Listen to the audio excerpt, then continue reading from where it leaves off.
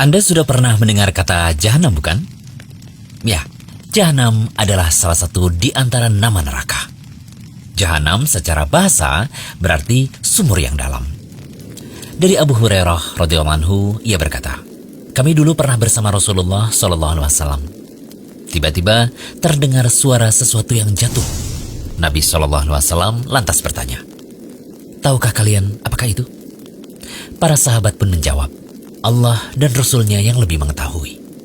Nabi SAW kemudian menjelaskan, ini adalah batu yang dilemparkan ke dalam neraka sejak 70 tahun yang lalu. Dan batu tersebut baru sampai di dasar neraka saat ini. Hadis riwayat Muslim. Sebelum membahas lebih jauh tentang Jahanamiyun, perlu diketahui bahwa orang yang masuk neraka menurut pemahaman Ahlus Sunnah wal Jamaah ada dua golongan, yakni yang pertama orang-orang kafir, mereka kekal di dalam neraka.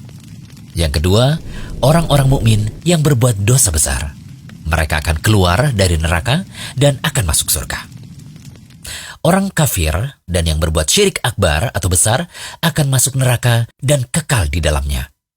Sedangkan pelaku dosa besar masih dalam masyiah atau kehendak Allah. Orang yang berbuat syirik jelas tidak akan mendapatkan syafaat.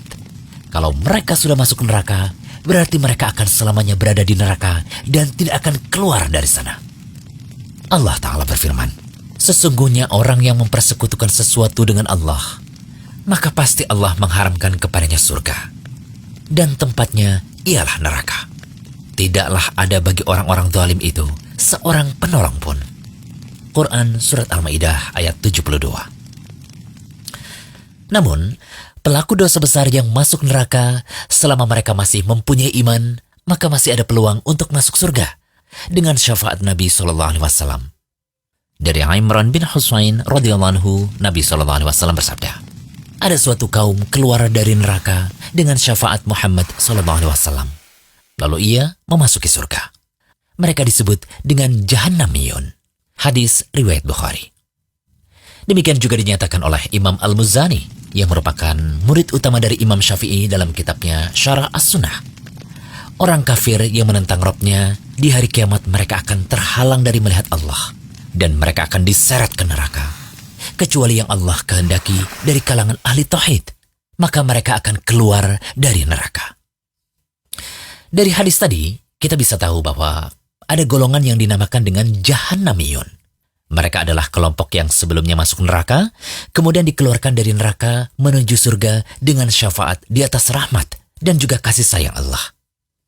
Ya, seorang muslim yang belum batal keislamannya, atau karena melakukan pembatal keislaman seperti syirik dan membenarkan perkataan dukun, walaupun memiliki kebaikan sangat sedikit sekali, maka akan dikeluarkan dari neraka setelah sebelumnya disiksa di neraka terlebih dahulu. Coba juga perhatikan cerita tentang orang yang terakhir keluar dari neraka dan terakhir kali masuk surga lewat hadis berikut. Ibnu Mas'ud radhiyallahu anhu ia berkata, Rasulullah SAW bersabda, sesungguhnya aku tahu siapa orang yang paling terakhir dikeluarkan dari neraka dan yang paling terakhir masuk surga, yaitu seorang laki-laki yang keluar dari neraka dengan merangkak. Kemudian Allah berfirman kepadanya, pergilah kau, masuklah engkau ke surga. Ia pun mendatangi surga. Tetapi ia membayangkan bahwa surga itu telah penuh.